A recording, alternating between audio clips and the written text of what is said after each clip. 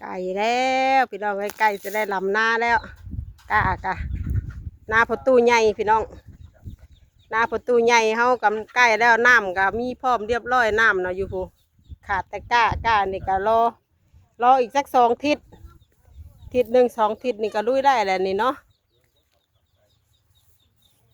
ออกมาทงไฮทงหน้ามื้อนี้พี่น้องเลยแต่ว่าออกมาทางหน้าประตูใหญ่เนาะเถียงน้อยคอยทางอยู่นี่แหละ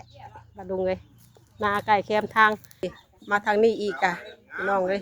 งามขนาดให้นี่เนาะไก่ก็ต้องขังไว้ก่อนอันนี้บรรยากาศตามทงไฮทงหน้า